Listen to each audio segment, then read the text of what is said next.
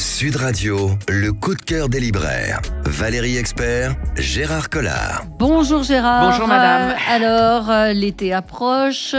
On va faire le plein de lecture, comme on dit, de bonnes lectures. Je rappelle qu'il y a le Salon du Livre, Salon international du livre de poche à Saint-Maur le week-end prochain. Donc, vous arrêtez tout, vous prenez un train, un bus, rapide, il y a un numéro avion. 8 pour y aller. C'est à Créteil. Il y aura 300 auteurs qui seront là, beaucoup de livres de poche, donc ça veut dire des livres pas très chers. Vous aurez la possibilité de rencontrer les auteurs, d'écouter des conférences. Vous pouvez venir avec vos enfants parce qu'il y aura tout un espace enfants, livres jeunesse, formidable. Et puis, si vous avez loupé le salon de Vannes ou le salon de Paris, là, vous avez les deux pour le même prix. C'est gratuit. C'est gratuit, absolument. Donc, c'est un salon gratuit et joyeux. Il y a des food trucks. Et puis, c'est surtout dans un parc sublime. Ouais, et si vous aimez les livres, c'est incontournable. Je dirais que c'est le salon qu'il ne faut pas manquer. Voilà.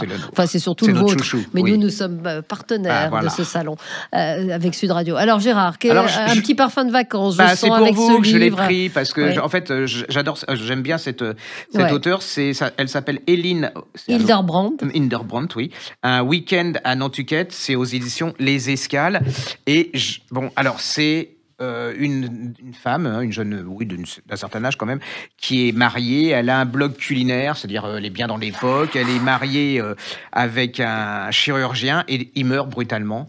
Et elle a du mal à s'en remettre, donc elle décide d'aller à Nantucket. Alors Nantucket, c'est très chic. Hein, c'est un peu les Hamptons, c'est un peu Deauville, vous voyez, même en plus chic encore. Ouais. C'est une petite île au large du Maine, aux États-Unis. Magnifique, avec des plages sublimes, le soleil. Et donc elle décide de réunir 4 de ses amis. Et ses amis correspondent un peu à chaque période de sa vie. Elles décident de passer le week-end ensemble, apéro, parler entre filles, vous savez, l'art de ne rien dire, mais d'être heureuse. Et en fin de compte, ça ne va pas passer du tout comme ça. C'est-à-dire qu'il va s'avérer que ces femmes, elles ont des secrets aussi, qu'elles ont des rêves qui ne sont pas forcément avérés. Et elles vont se parler. Et là, vous allez découvrir 4 destins complètement différents. Je ne vous dis pas la fin non plus.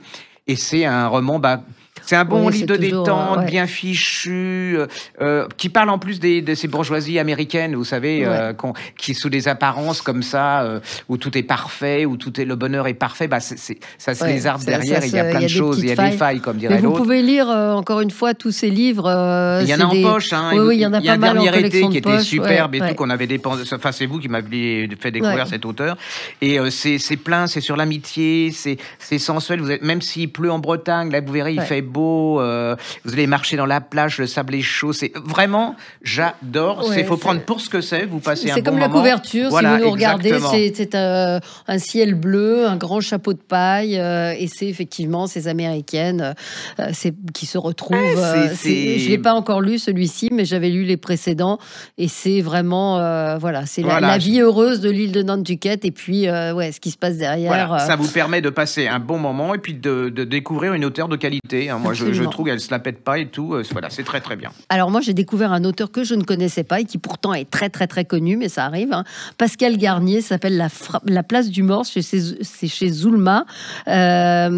Alors, il y a le New York Times qui a chroniqué en disant délicieusement noir. Alors, effectivement, c'est délicieusement noir. C'est-à-dire il avait gagné il y a quelques années le prix de l'humour noir et du roman de l'humour noir. En fait, c'est un homme d'une quarantaine d'années qui vit avec sa compagne Sylvie. Enfin, c'est un peu banal. Il va chez son père le week-end et il rentre et il écoute son répondeur, elle lui dit vite, appelez-nous, il y a un problème avec votre femme.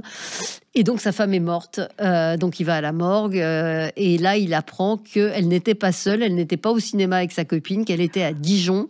Pourquoi elle était à Dijon avec un homme qui lui aussi est mort. Et il se met en tête de savoir qui était cet homme et surtout qui était sa femme. Il dit, m'a piqué ma femme, moi je vais lui piquer la sienne. Et donc la place du mort, c'est ça, c'est que lui veut prendre la place du mort. Et c'est remarquablement bien écrit, c'est drôle, c'est un peu absurde, enfin franchement, vous le lisez, vous le dévorez, vous ne le lâchez pas. Ça s'appelle La Place du Mort, Pascal Garnier. C'est chez Zulma, petit livre avec lequel vous passerez un super moment. Un petit polar? Non, Oui. pas un petit polar, un Comprends. excellentissime polar. On avait adoré il y a quelques semaines, hein, et ensuite Le Silence dans les éditions Gros Caillou de Ouais. Rose Mellet. Ouais. Et là, elle vient de sortir un autre polar qui confirme son talent. J'avais toujours dit, hein, que c'était vraiment la révélation de quelqu'un d'important et de beaucoup de talent. Et ce bouquin s'appelle Ne reste que la nuit. Et c'est alors... que vous dire? Elle se fout de nous, c'est-à-dire que je m'en suis pas remis, quoi. C'est un inspecteur. Il y a une jeune femme qui s'est passé quelque chose dans une famille, hein. Il y a quelque chose, mais quand vous allez savoir ce qui s'est passé dans cette famille, vous en prenez plein la tête. Ouais. Et il y a deux versions il a deux personnes devant lui qui vont lui raconter deux versions différentes de la.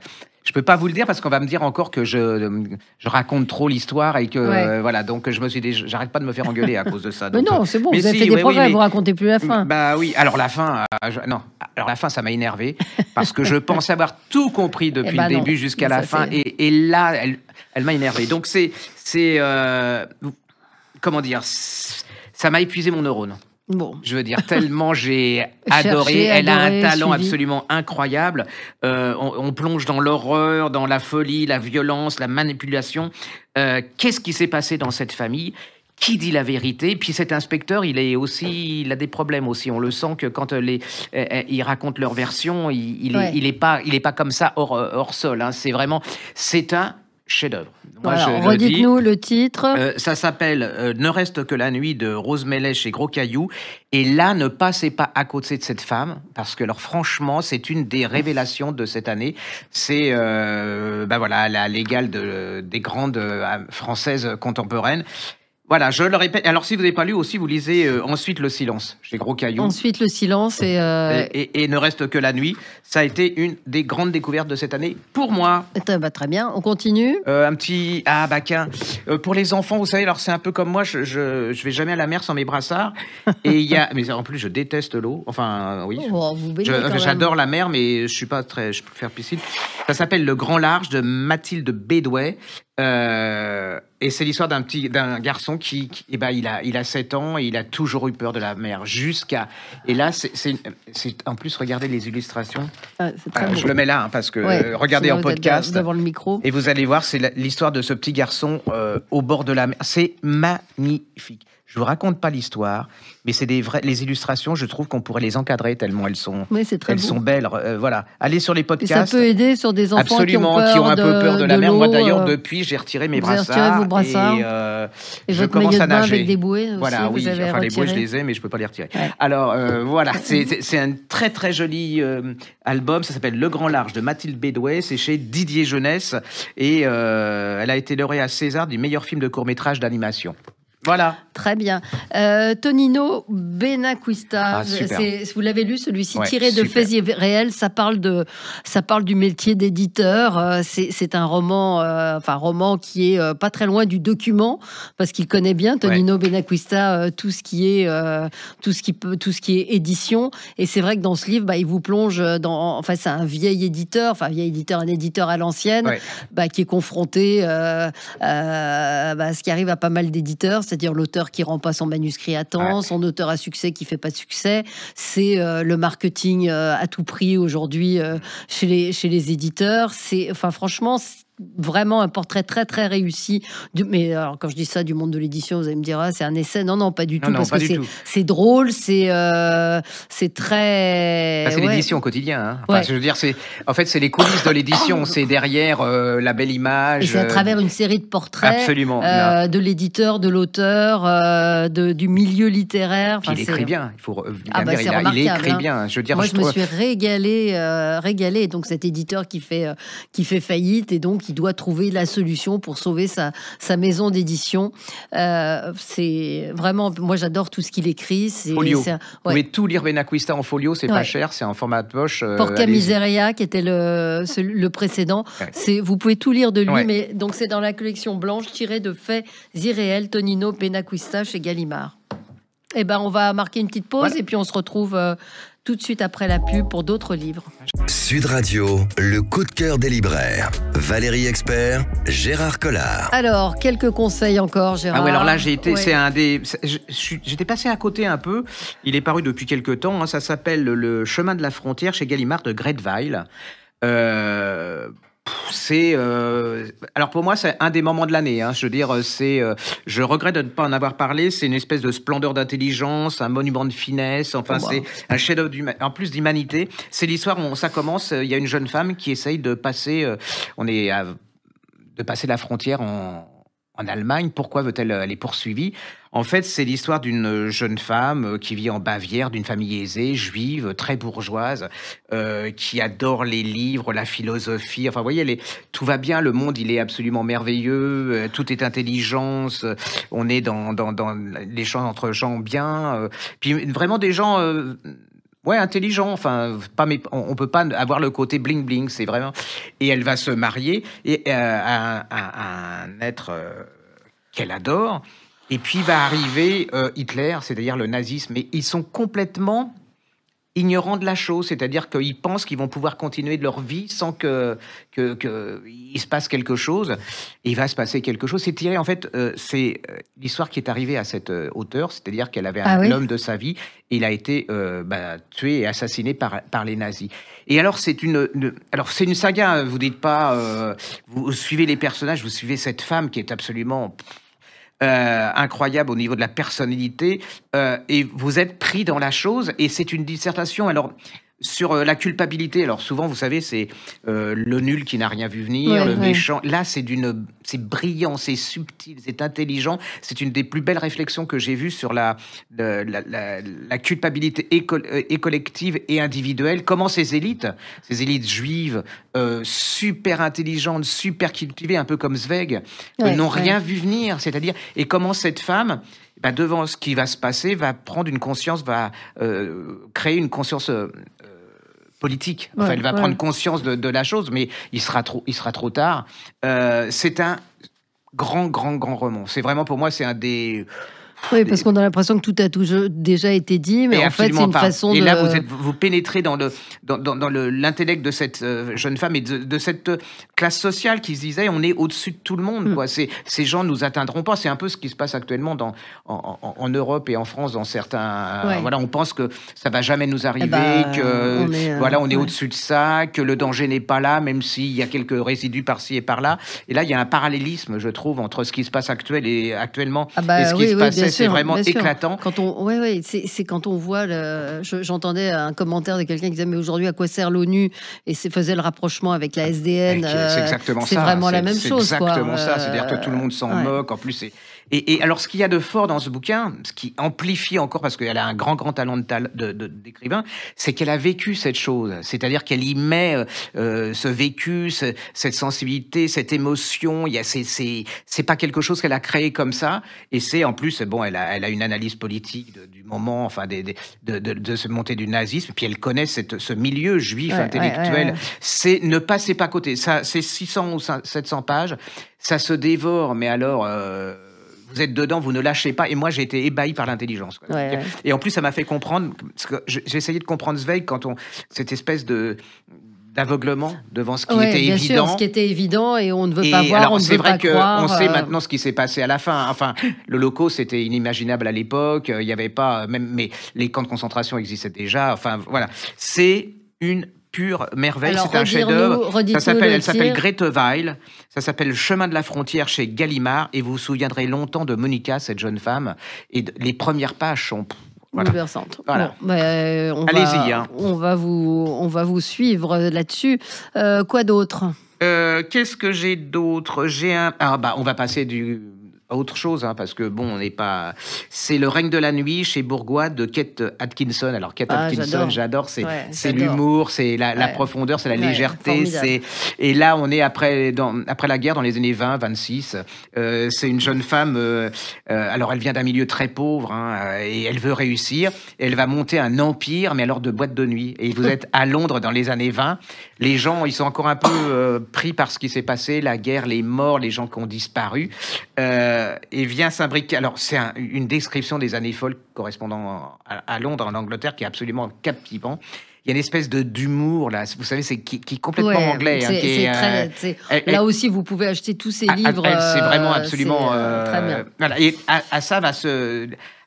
Il y a un inspecteur, lui, alors lui, il est très contre les boîtes de nuit, vous voyez, très droit, très victorien et tout, et qui a aidé d'une jeune femme qui, elle, est à la recherche de deux jeunes femmes qui ont disparu. Enfin, c'est pas une jeune femme, c'est une femme d'un certain âge, qui est à la recherche de deux femmes qui ont disparu, et ça mène à la boîte de nuit. Et il y a une enquête, il y a tout. C'est les portraits de femmes. Ouais, alors non seulement c'est ce que vous passez un moment... Mais elle a une vision à chaque fois, ces personnages de femmes sont exceptionnels. Et puis alors, ça touche au but, c'est-à-dire que chaque mot, au niveau de la psychologie des femmes, elle a c'est des femmes complètement différentes. C'est une époque absolument incroyable. Vous êtes pris dedans. C'est entre l'humour, l'émotion, le suspense. Si vous voulez passer un bon moment pendant les vacances, vous lisez ça, c'est absolument... capital. Alors, ça s'appelle Le règne de la nuit chez Bourgois, chez Kate Atkinson, et il faut tout lire en livre de poche. Vous voyez Kate Atkinson, vous lisez, vous allez voir, elle a une vision de l'âme humaine, des personnages absolument fabuleuse. Incroyable. Je vous signale, alors c'est très pointu, vous allez me dire, mais c'est la première biographie de Sioran. Ça s'appelle Sioran ou le gai savoir, Anka Visdei. Il se trouve qu'elle l'a connue, elle est roumaine, elle est arrivée en France quand elle avait 18 ans. Et elle vient d'obtenir le prix Goncourt de la biographie. Donc c'est le prix Edmond Charleroux 2025. Donc si vous aimez Sioran, si vous voulez découvrir ce penseur, c'est qu'il y a vraiment... Enfin, c'est lui qui a effectivement érigé le cynisme en philosophie de vie. C'est à lire, c'est à découvrir. Et j'ai découvert qu'il y avait pas eu effectivement jusqu'à maintenant de biographie de Sioran. Donc elle s'appelle Anka Visdei et le livre s'appelle Sioran ou le gai désespoir. Effectivement, c'est et vous pouvez lire Sioran aussi. Ah oui, c'est existe en format relativement de poche et tout. De poche, oui. Absolument formidable. Alors, juste un rappel, parce que j'ai adoré ce bouquin, et comme on commence à parler des romans dont on a parlé, mais qu'il faut lire à l'été, de vous remettre en tête le bouquin d'Ariette Constable qui s'appelle La Virtuose chez Albin Michel, qui se passe au XVIIIe siècle. C'est l'histoire d'une petite fille abandonnée qui se retrouve dans un orphelinat, mais l'orphelinat est consacré à la musique en plein Venise. Et donc, c'est le mixte entre la difficulté de ces jeunes filles, qui sont pas maltraitées, mais c'est vraiment la pauvreté, et la passion pour la musique. C'est une histoire vraie. C'est-à-dire que cette jeune femme, elle va avoir pour prof côtoyer Vivaldi. Et Vivaldi va être tellement fasciné par le talent, le génie de cette violoniste qui va lui écrire des concertos. C'est une histoire vraie. Et là, vous vous plongez dans un Venise, alors à la fois pleine de beauté, de génie, puis aussi de pauvreté, d'ambition, de complot, de jalousie. C'est absolument merveilleux. Là, j'ai les retours des gens qui viennent de l'avoir lu. Ils ont adoré. J'étais un peu méfiant parce que du côté, les gens, ils ont peur. Vivaldi, la musique. Oui, mais c'est très bien fait. Vous êtes complètement pris dedans. C'est moi, j'ai passé un bon moment. C'est la preuve qu'on peut lire des choses de détente avec des bons écrivains et se cultiver en même temps. Et en plus, vous allez vouloir aller sur un site de streaming pour aller écouter les concertos. Pour aller écouter, et c'est vraiment magnifique. Et c'est une femme, c'est la redécouverte d'une femme qui a été complètement oubliée et qui a été à son époque, mais une diva. C'était vraiment quelqu'un d'absolument extraordinaire, mais qui va jamais sortir de son orphelinat. C'est-à-dire qu'elle va être prof à nouveau dans cet orphelinat. Voilà. Alors moi, je voulais vous redites le titre. Ça s'appelle La Virtuose de Ariette Constable et c'est chez Albin Michel. Un livre qui est paru en octobre dernier, mais qui est c'est urgent de le lire, de le faire lire aux parents. Ça s'appelle Faites-les lire, Michel Desmurger, pour en finir avec le crétin digital. Il a reçu le grand prix du livre sur le cerveau, mais c'est l'importance de la lecture pour les enfants. Enfin, on voit tellement de choses. Quand on voit que des gamins de 13-14 ans sont capables de poignarder d'autres enfants, moi je pense qu'au-delà des couteaux qu'il faut interdire, il faudrait surtout promouvoir la lecture, promouvoir la réflexion, y a quelque chose qui manque à ces enfants aujourd'hui, qui sont happés par les réseaux sociaux, qui sont happés par le numérique. Et je pense sincèrement que la lecture apprend l'imagination, apprend l'empathie, et que c'est indispensable. Donc, je l'ai entendu cette semaine, Michel Desmurger, ou Desmurger, je ne sais pas comment on dit, mais c'est un livre indispensable. Et le couteau, c'est le symptôme. Hein. Bah, c'est-à-dire bien que sûr, c'est pas parce que l'imbécile vous avez regarde supprimé le doigt, avec hein. le symptôme. Et moi, je suis confronté en tant que libraire, et vous aussi, hein, des pages écrites par des gens qui sont en première, et on se demande comment ces gens sont arrivés en première. C'est-à-dire que c'est limite de la compréhension, limite de l'écriture. C'est absolument. Comment peut-on arriver en première avec un tel niveau? Moi, ça me fascine absolument. C'est-à-dire qu'il n'y a pas de réflexion, il n'y a pas de pensée, il n'y a pas de... Donc ça s'appelle Faites-les lire. Michel Desmurger, et en même temps, cette semaine, Jean-François Aquili recevait aussi un jeune homme, un Baptiste Detombe, qui a écrit un livre qui s'appelle L'homme démantelé chez Artege, et qui est un essai dans lequel il détaille justement les dangers socio-cognitifs et anthropologiques que fait peser le numérique sur nous et sur les enfants en particulier. Le problème de la lecture, il faut que les parents aient lu aussi. Et là, on arrive à des générations de familles où le livre n'existe pas. C'est-à-dire que les parents sont formés aux séries, aux choses comme ça. Et l'école, alors l'école, vu ce qui se passe actuellement, les pauvres profs, je comprends que c'est très compliqué. Mais alors, ceci dit, je ne veux pas dire que l'ensemble des gamins sont comme ça. Il y a plein de gamins brillants qui vont bien. Voilà, mais il y a aussi quand même une grande partie qui va pas bien et qui ne sait plus imaginer, quoi. Oui, absolument. Alors, on finit avec un auteur que j'adore, qui est japonais, qui s'appelle Masako Togawa. Ah oui, ça s'appelle le Journal de chasse, c'est chez De Noël. C'est l'histoire d'un cadre japonais, et lui, son truc, il est obsédé, c'est de conquérir des femmes. C'est le coup d'un soir, et il les laisse tomber. Et un jour, il y a une de ces femmes qui va se suicider, et il va se passer quelque chose. Là, il commence à avoir la trouille, c'est que toutes les femmes qu'il a conquis commencent à être assassinées, à être tuées, et c'est une... Vous voyez, il y a une femme qui arrive là-dedans, qui recherche les femmes qu'il a conquis, et là, il se dit « je suis en danger ». C'est un livre qui a été écrit en 63, ça n'a pas pris une ride. Lisez cet auteur, c'est alors la preuve qu'on peut être japonais, parce qu'on nous a fait peur pendant des années, en disant « non, c'est pas pour vous, c'est pour nous, on est très intelligents, mais vous pouvez pas lire ça, c'est trop compliqué, trop sophistiqué ». C'est la preuve que, et ça je me bats depuis des années, la littérature japonaise est accessible à tous. Bien sûr, c'est pas plus compliqué que certains français et occidentaux. Allez-y, c'est un super polar. Alors la couverture, j'avoue que c'est sympa. Mais j'adore. C'est intriguant. Oui, absolument. Voilà. Ça s'appelle Le Journal de chasse de Masako Ogawa, c'est ça? Masako Ogawa, oui. Et c'est chez De Noël. Dans la collection très belle réimpression. Franchement, j'ai adoré. On se retrouve la semaine prochaine, Gérard, avec d'autres livres encore. Absolument. Et le Salon du livre de Saint-Maur. Non, pas de Saint-Maur. Le Salon international du livre de Créteil. C'est la semaine prochaine, le week-end prochain. À ne pas manquer. Merci à vous. Sud Radio, le coup de cœur des libraires. Valérie Expert, Gérard Collard.